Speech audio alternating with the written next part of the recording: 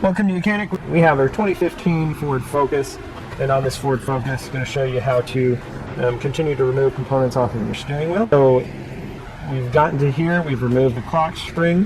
That you can leave that clock spring in place the whole time for essentially all the work that you do on here, unless you are replacing that.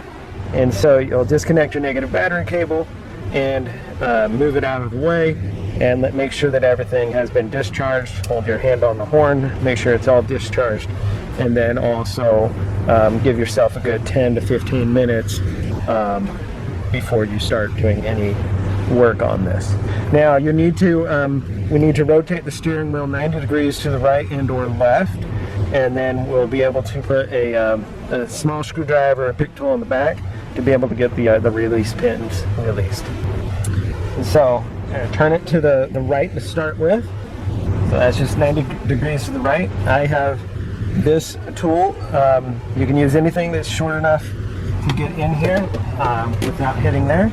And then you'll see there's a hole on the back, and we just need to kind of go in straight this way and then be able to pull downward.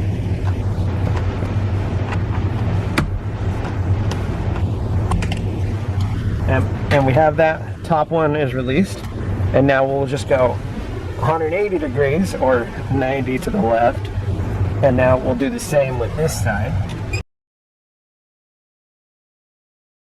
There we go. And so we've released the safeties, the latches that hold it in there, and what it is, these two pins here is what it's holding on, and it's these little tabs, and that's what we're using the screwdriver to pop in there and get that. So when we have this removed and out, now we have some electric to undo. We have a connector. You're going to pull it back and then disconnect. You pull this orange tab back and then are able to pull that connector off. And you have to do that twice.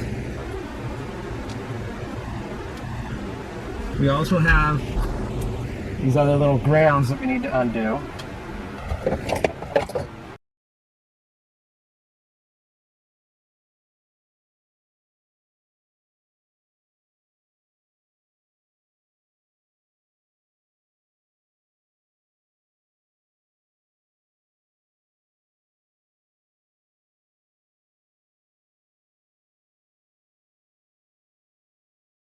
There we go. And we'll just pull those off. They have a little bit of a locking tab that sometimes you need to get under it and pull it down.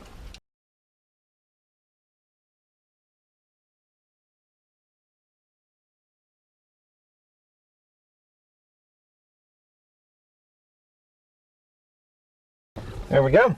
And so we now have this disconnected from the steering wheel. We set this aside and put that out of the way. Now that we've gotten to this step, we have this big bolt we need to remove, and this is a size 24 millimeter. Going to go ahead and unhook the electric connector here. You just squeeze it and pull that connector out, which this connects all of the electrics that go to these switches here. And now we can remove this bolt here. And so you need a 24 millimeter socket to get on there. And you can either use, this works really well with a good impact to get it to come undone, as if you try to use, if you're using a breaker bar or whatnot, you'll need a helper to hold the steering wheel while you try to undo it, because you want to hold this, you'll need to hold the steering wheel in place.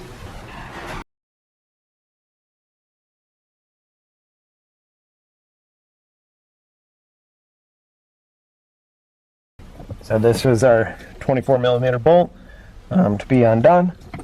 And now want to make a mark so that we can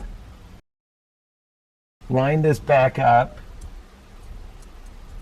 on the splines when we put the steering wheel back on, so that it stays in the right orientation, so that when your steering wheel is straight, you're going straight down the road, hopefully, as long as your alignment's not off.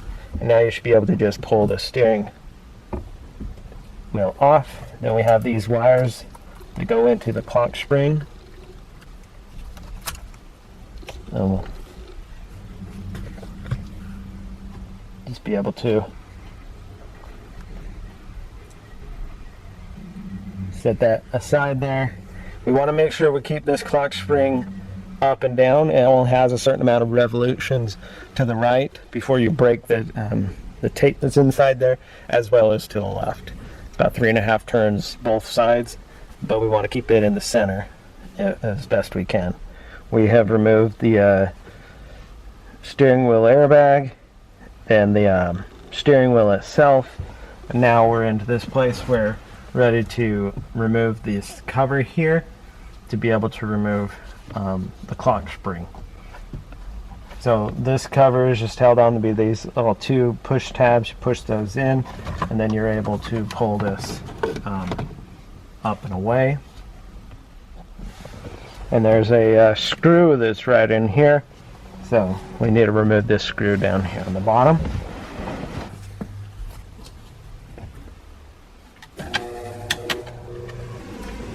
Which the screw is a T25.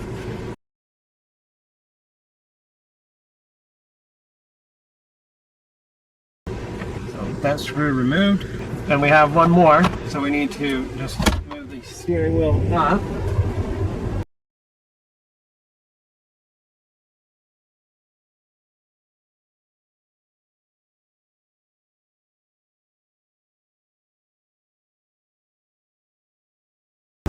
All right, those 2 screws undone. We can now pull this cover piece off and out of the way. And so we have the clock spring here. We have a little arrow here that lines up with an arrow down here. But just so we don't get this to spin around too much, I have a piece of tape that I like to put on here to hold it in place for my own assurance that it stays and doesn't go. There we go. So that should stay pretty well aligned there, and we shouldn't have an issue with this getting out of alignment. So we have the removal of the clock spring, which has just this one electric connector down here at the bottom. I mean, if you can remove the screws here and remove your switches and clock spring all together. But if you're replacing just the clock spring, what we have is one electric connector down here at the bottom. We're going to unhook and we pull that out of place. And then we just have a series of push connectors that we need to pop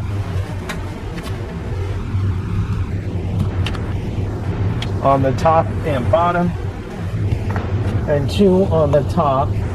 And then you'll see on this this side here, we'll need to pull this little switch back so that when we pull this away.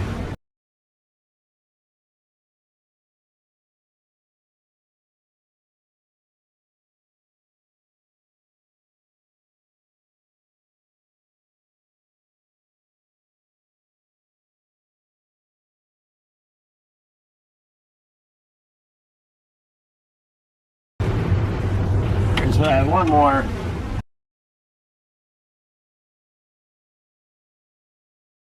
clip on this side, and now if we pull this back, we'll be able to just remove this clock spring.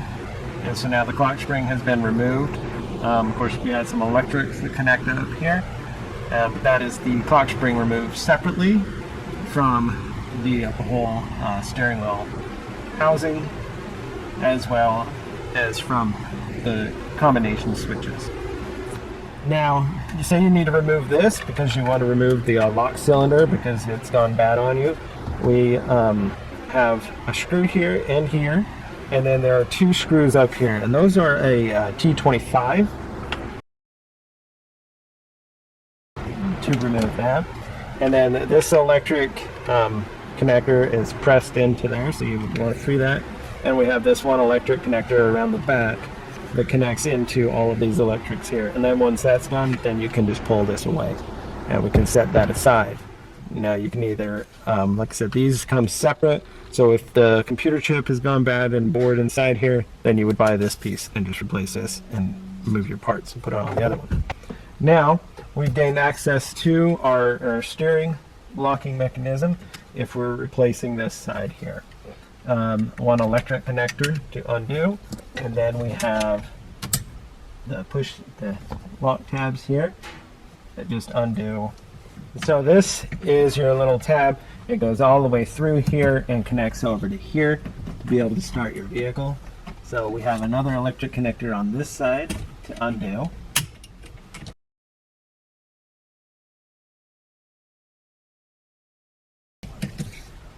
All right, that electric connector undone, and then we have two screws right here and here, and then we can remove this whole unit away from the vehicle.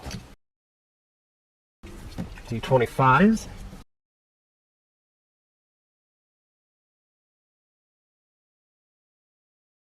Now you can pull and remove this whole unit, purchase the whole unit as one full thing, or you buy the individual components, and this just squeezes and is able to come undone. And then you have this side. This is the main portion that will go bad, is just this side. And then this side, if you replace, then your key won't exactly match, but you would replace this piece. And so then we just line it up, and I'll be able to snap that back into place. Now, of course, if you wouldn't need to take this whole unit off to just pop this off. And then when you're done, you'll see you've got this V mark here, and you just can slide it in there and it holds in there. So now we've got our T25s to be able to put back in.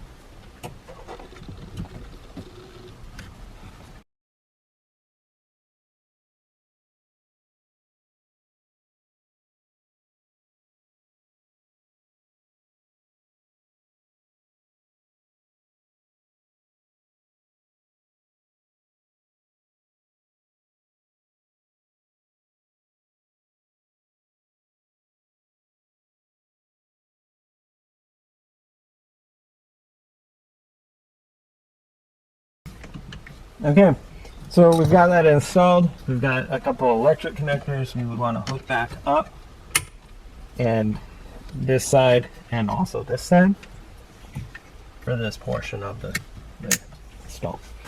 And so that would be if you feel the need, if there is a reason that we need to replace it here, and or just the locking, the actual starter mechanism on this side. We've removed it completely down to where we also had taken off the ignition switch, which really is just this piece on this side is the most important portion. This has just the rod that goes through it, and this is where your key goes into. If this really completely wears out, then of course you would replace this component here, and you wouldn't need to replace that, but just this components in here. Now, if you've gone ahead and done what you need to repair all that, now we're going through the process to be able to put everything back on. So you remove this whole unit off. We do have the clock spring out of here, but it could stay in if you're just gaining access to that. And so we're able to slide this unit back on. We have two screws that go down here, and we have two that go up here. The two up top here are a machine type screw, so the threads are machine screws.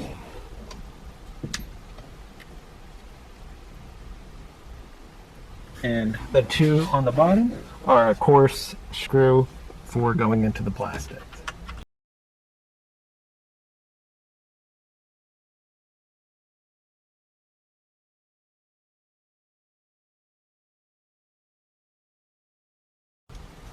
And they are all a T25.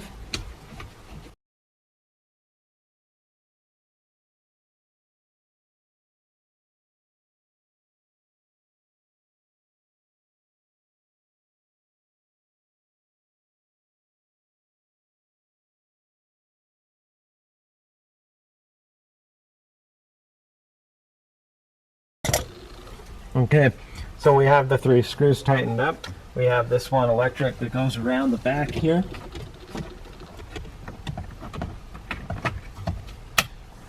And snaps into the back here. That provides all the power and the connections for your steering combination and everything else.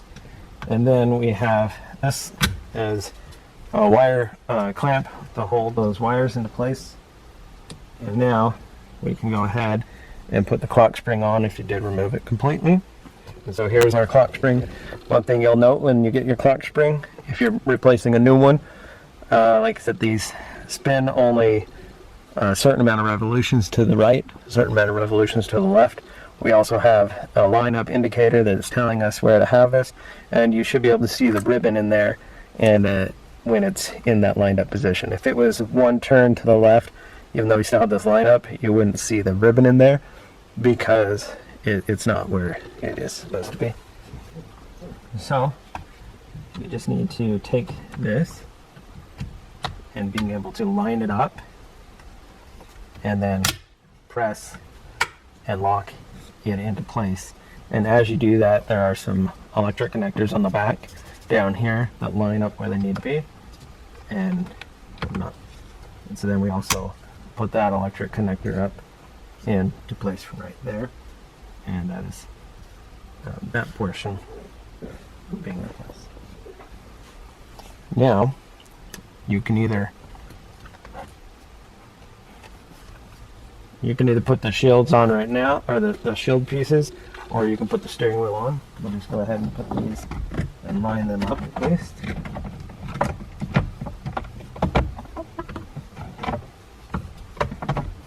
And we have a T25 screw here and one on the bottom.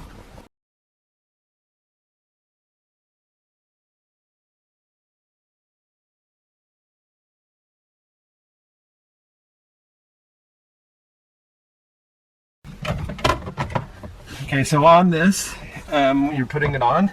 The one that goes up in the front, there's the 2 screws, is the coarse thread, and the one that goes in the back, it's the machine thread.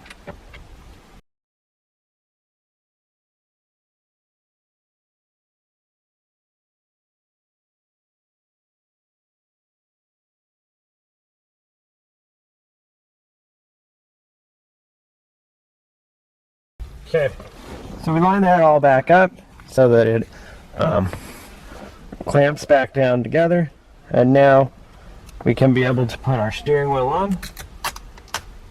And so we take the steering wheel, feed these wires through the top hole here.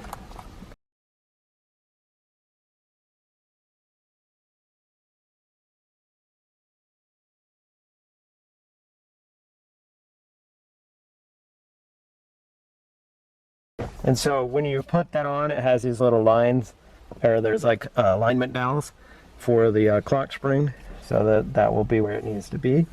We make sure that our lines, we made a line here, make sure that those are lining up so that our steering wheel is not, crooked like this when we put it on. So you just want to make sure we line those splines up to where they were when we removed it. Off a little bit.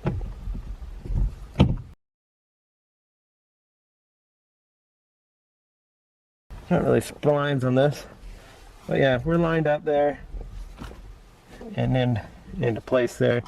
You can go ahead and reconnect that electric connector. Then we're going to need to put the big 24.